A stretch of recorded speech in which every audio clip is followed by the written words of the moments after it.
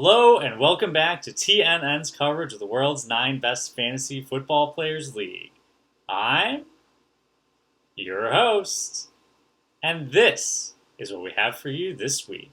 Interdivisional play continued along, and the Turtle Squad continued to expand upon their lead, currently leading 8-4.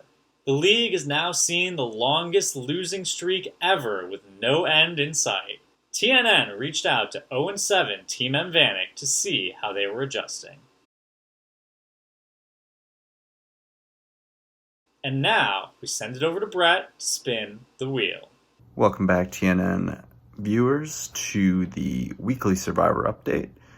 This week saw Team Big Chungus getting eliminated, and really the surprise of the season, the fact that they made it this far.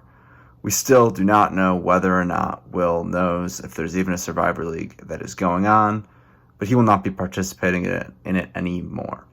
Without further ado, let's get to this week's wheel spin.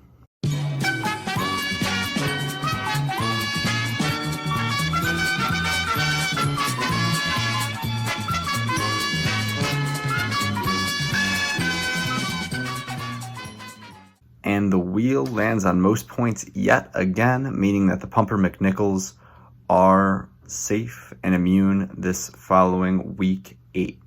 After this week, half of the teams will be eliminated, but there still is the chance for one person to get back in. And in other news, I believe I've now lost 3 picks in a row. Things are looking bad on that front. We will not give up. We will not relent. I hate this pick so much. It seems like such a trap. But give me the Ravens +1 against the Bucks later tonight. I don't really know what else to say about this pick. The fact that the Bucks are favored scares me so much. I almost feel like they're the correct side here. But I think Brady's washed. I think he's over the hill. Let's get back to 500 on that. And good luck to everyone this week. And now, here's Danny Football with his picks for Week 8. Hey, what's up, guys? World's 9 best fantasy football players expert, Danny Football here, back with another week of expert predictions. Last week was really good for me, getting back on track. Went 5-1, bringing my total on the year to 23-19. My guest Miguel finished 3-3, showing that his strategy of just, trying to spite the expert really did not work out, unable to beat the expert. But now, it's a new week, there's a new guest, and a new chance to beat the expert. So guest, why don't you go ahead and introduce yourself? What's going on, everyone? Mike Viscani, proud owner of Team Ham and Throw. Excited to be here. Obviously, some big things going on for Team Ham and Throw.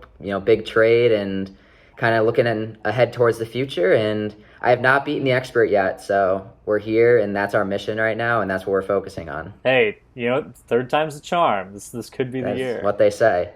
Probably not, but... No, it's the year. All right, first up, we have the SWAT team taking on Blood, Sweat, and Beers. Blood, Sweat, and Beers favorite at 55% in this one. This is one between two teams that are going in completely opposite directions right now. Blood, Sweat, and Beers, really hot. 4-game win streak. They've been a highest-scoring team a couple of those weeks. SWAT, on the other hand, has lost 3 in a row now, and they're going into a really tough stretch of their schedule, going up against Blood, Sweat, and Beers, the Bandits, and then Waddle. I think it's really about time for them to kind of put up or shut up. They've got the injury, DK, Debo looking a little banged up. Obviously, TJ Watt out, still looming large over this team. Some may point to them starting Danny Dimes over Aaron Rodgers as a big red flag, but we're going to look past that. This team, I'm just saying, it's time for them to put up or shut up this week. If they don't turn around soon, they may be sellers come the trade deadline. For Blood, Sweat, and Beers, they were the biggest losers of the Christian McCaffrey trade. They had Jeff Wilson and Elijah Mitchell, both guys valued just really crumbling away ever since CMC joined the Niners. They've been destroying their competition lately, and I wouldn't be surprised if they made a deep run in the playoffs this year. I'm going with blood, sweat, and beers in this one. Well, I think that was some good analysis. The SWAT team, I think this might be the beginning of the end. You know, they've had a good run, obviously, the last couple years, being the dominant team, winning a couple championships. But right at the beginning, when they changed the team name, TJ Watt goes down, and everything's downhill since. You know, I don't know if they can recover from this. I agree with you that they might have to look to be sellers at the deadline. Maybe, you know, nothing crazy. You don't have to selling the whole team, but at least get rid of a couple pieces, try to do like a mini rebuild, and hopefully compete again next year. A TJ Watt auction could be fun, though. That would be interesting. I think it'd have to be a live auction, though.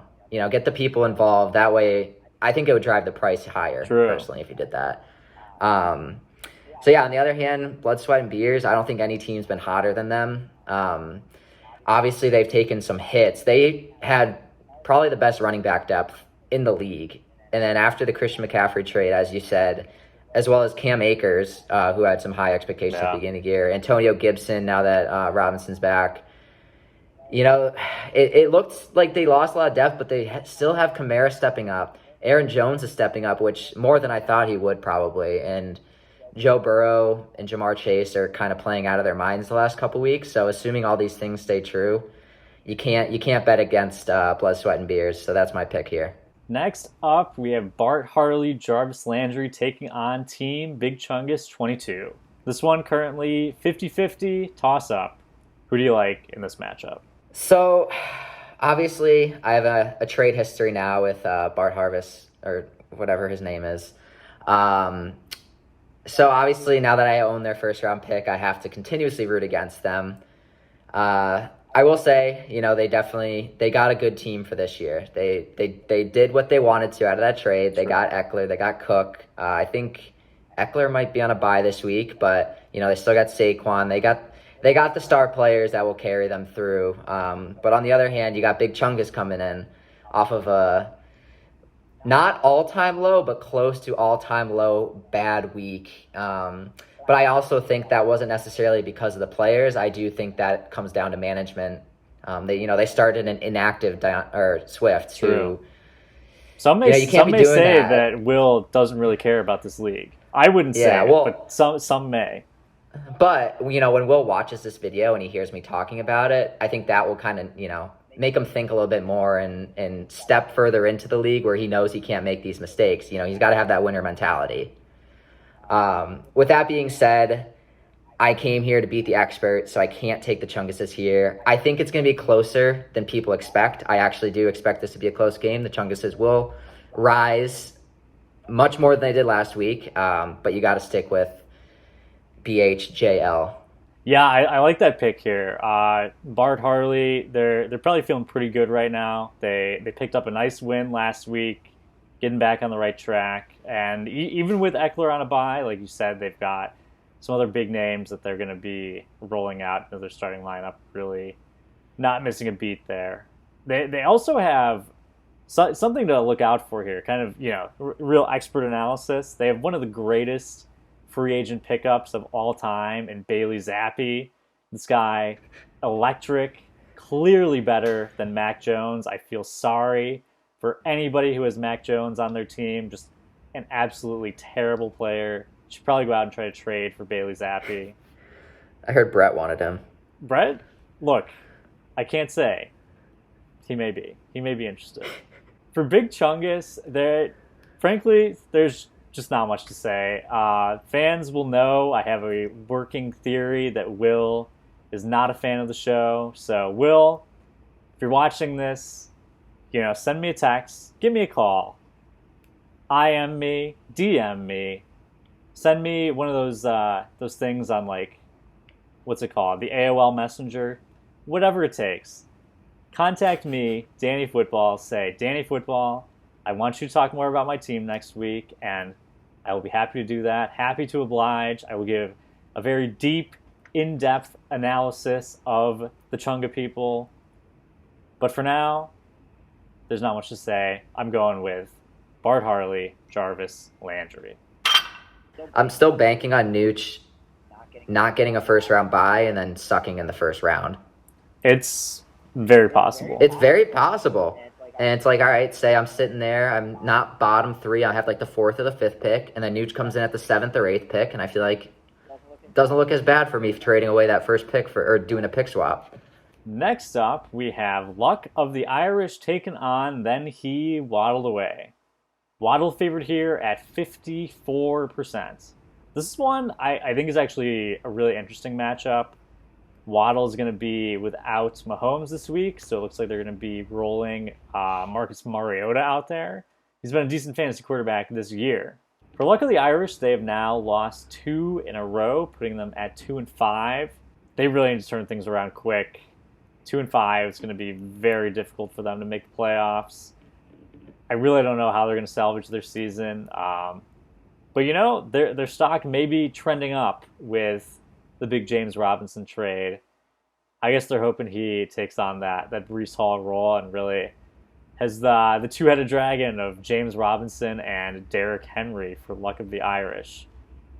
All in all, though, I think Waddle's team is really just better top to bottom, even without Mahomes, and I'm going with Waddle in this one. All right, so for this one, like, I really don't have a lot to say about either of these teams. In particular, like, I'm just not high on either of them. I was doing the research on Joe's team because I feel like everyone just assumes Joe has a really good team. He had 2, I think he had the highest score in either week 1 or week 2, and then a top 3 or the second one and the other one. Yeah. Since those 2 weeks, he has not scored in the top 5. That's true. So, but yeah, he still has a really good record. But no one, because it's not my team doing this, no one's going to be like, oh, he's a fraud, like getting lucky wins. Like, people just ignore that. But I'm here to just throw it out. I'm not saying his team's bad, but I think the record is a little bit higher than it should be. And he's getting a little more credit than he deserves. He does, he's got a good team. But as you said with the James Robinson scenario, I'm going to say that the Luck of the Irish get their luck this week and they take down Waddled Away, whose luck goes away. I didn't expect that pun to come out. That wasn't even intentional. All right, next up we have Ham and Throw versus Team M Vanek. Ham and Throw favored at 62%. What are your thoughts on this one? Where to begin?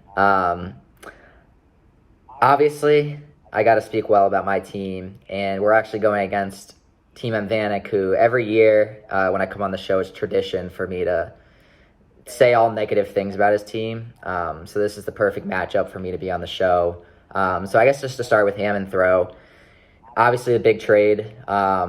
Losing Cook, losing Eckler, losing some Lockett, Pittman. Those are guys that definitely could be contributing this year for us. So we take a little bit of a hit back in that sense. David Njoku, who is just starting to do really well, he's out now. So it's not great. We are hoping with the quarterback change in Indianapolis that maybe this helps Taylor's stock go up. I mean, I don't know if it will, but it remains to be seen. I'm still a Najee Harris believer. That injury, I think it might be still dwelling a little bit, and he might not be as well in the next, few weeks or so. But I think long-term value, I'm feeling good about both those players. Pitts hasn't stepped up, but one of these days he will. Defense has had a big change this year, kind of low-key. From the start of the year until now, I would say, besides maybe 2 players, our entire defense is completely different. So good management skills, I think, on my part, because our defense has performed much better than at the beginning of the year.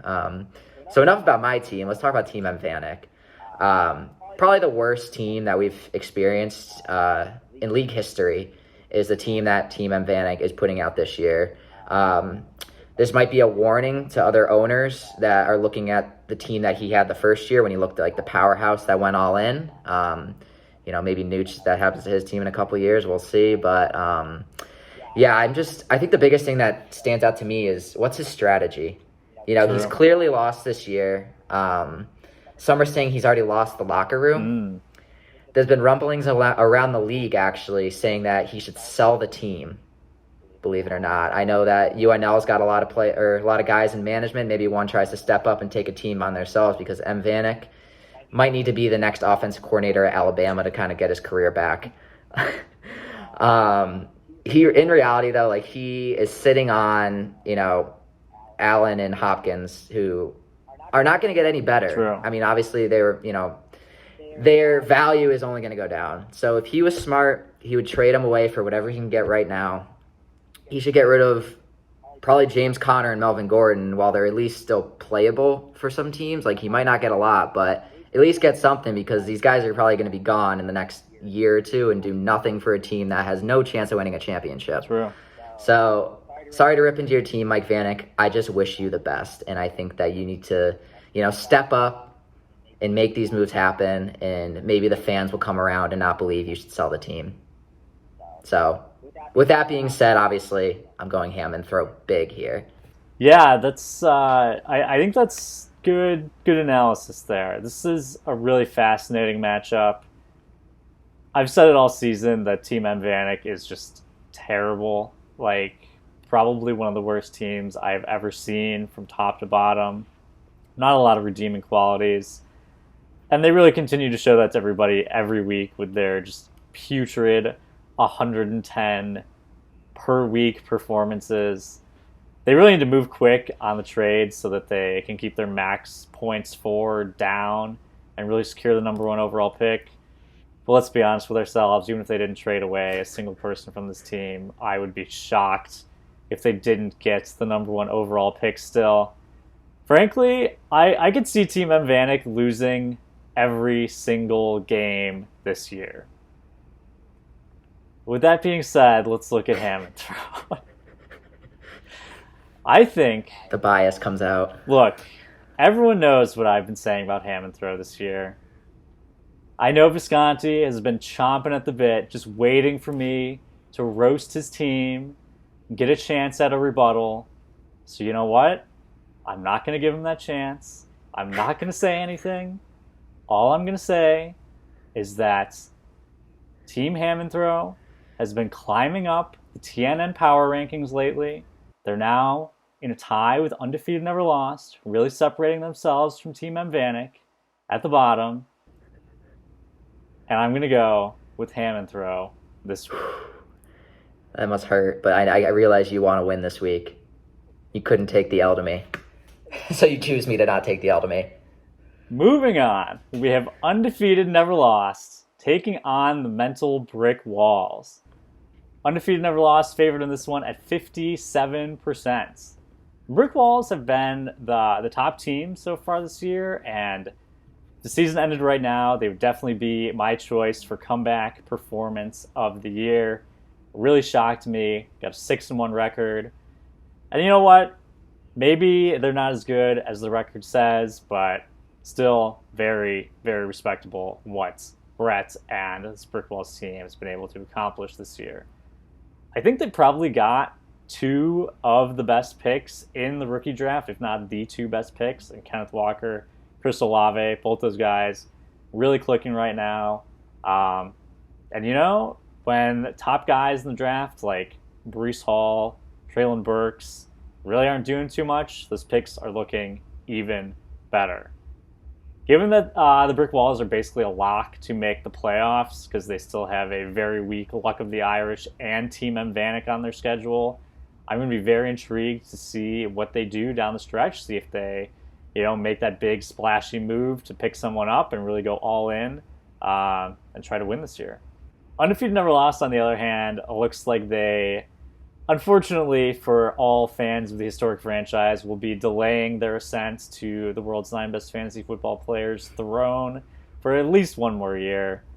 Breece Hall goes down for the year after a very promising start. He was looking really good. Joey Bosa is still out. Elijah Moore wants out. Not too much to be excited about for this Undefeated Never Lost team. I'm going with the Brick Walls in this one. Yeah, the Brick Walls, some people say that they've gotten a little lucky, but at the end of the day, you're as good as your record says you are.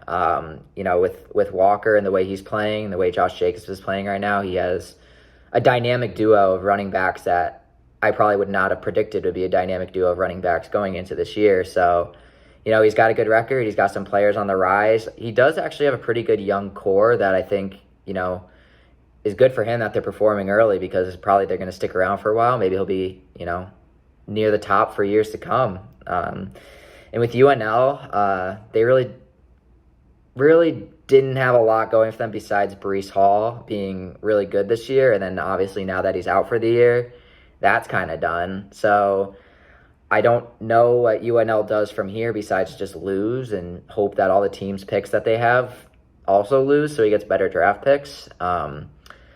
I'm very curious to see the experiment that Miguel is putting on with this team and how, all those picks play out. I've looked back a lot at past rookie drafts, and I've seen that even in the first round, there's a lot of misses. True. I don't know if it's around half of them or whatever, but he's got a lot of picks, but if he misses on too many of those, this team could be a disaster. True. So we'll see. But yeah, with that being said, I got to go with the brick walls. I don't think UNL really has any reason or business to win this game, and the brick walls, they kind of got all the momentum going. So going to go with them. Finally, in our marquee matchup of the week, we have the Texarkana Bandits taking on the Pumper McNichols. Bandits favored at 54%. Who do you like here? So, initial instinct, I wanted to go with the McNichols. I've always been high on their team. They have Lamar Jackson, they have Travis Kelce, they have Christian McCaffrey. Three of the best players at those respective positions. And I've always sort of been low on Grayson's team. He has very little running back talent and depth, so that's always kind of been a thing I had against him. Then I looked a little deeper into this week. Travis Kelce's on bye. Christian McCaffrey is probably still good, but he's transitioning into a new offense. You don't really know what to expect out of him. I don't think Lamar's put up the points he has recently that he was at the beginning of the year. I think Timmy has Mike Williams, who is now out. Is that, if I have that correct? Yeah. So yeah, there's just a lot of questions with Timmy's team. A team that at the beginning of the year I thought had a real chance to win it all after the first few weeks, and it's just I'm not feeling that way for him anymore. And the Bandits, again, I told you they have a questionable running back room. They got some good wide receivers. I have to go with the Bandits, even though I feel opposite about this. I just can't go with McNichols with the way things look like they might be headed right now. Yeah, I think that's a pretty good read. These are two teams that have been pretty solid so far this year. Pumper McNichols, though, they're going to be without Kelce, which means they're going to have to turn to the waiver wire and just plug in some terrible tight end and hope that they score a touchdown. Also, still TBD how Christian McCaffrey is going to look in that Niners offense, if he's still going to be as elite of an option as he was before. I'm going to lay out a maybe hot, maybe not so hot take, but for all watching, please replay this clip because I do not think this is going to blow up in my face at all. This team for the Pumper McNichols, as currently constructed, will not win a championship. They are currently rolling out Gus Edwards and Tyler Algier out there at the flex. Those are two dudes you cannot be playing if you're a championship caliber team. This team is one bad injury away from just having absolute trash out there on the field, and they really need to make a move soon to impress this expert. For the Bandits, fans of the show, Visconti, I know you're a fan. Fans of the show will know that I'm high on the Bandits. I have been for a very long time, and I'm feeling really good about the Bandits this year. I think their turnaround has been great. It's been great for the league to have one of the, truly historic franchises rise from the ashes. And, I think they've presented a really good case for a different theory of rebuilding. On the one hand, you have undefeated, never lost, tank, picks, hope that the picks pay off. On the other hand, you have the Bandits. Go out, trade for wide receivers, pray desperately that some running backs get hurt and you have enough backups to plug in at the right time. I wouldn't be surprised if this was a formula that rebuilding teams tried to emulate in the future. Plus, I have to say, they have Trayvon Walker, who's going to be a huge boost to any team that he is on. Really just, the feather in the cap of Grayson and the Bandits over there. Great strategy of team management, great draft strategy. The Bandits, fantastic. I like one of these teams significantly more than the other. And I'm going with them this week. All aboard the Bandits train. Visconti, thank you so much for being on the show this week. I'm wishing you all the best of luck with your picks, of course. No, you're Not as good as me, can't beat the expert. But again, thank you for being on, and I look forward to seeing you next year on the show. Thanks for having me. I'll see you at the end of this year during the playoffs. And thank you, Danny Football and Guest Visconti, for those great picks. That's all the time we have for you this week. Be sure to come back next time to see how things shook out. I'm your host, and this has been TNN.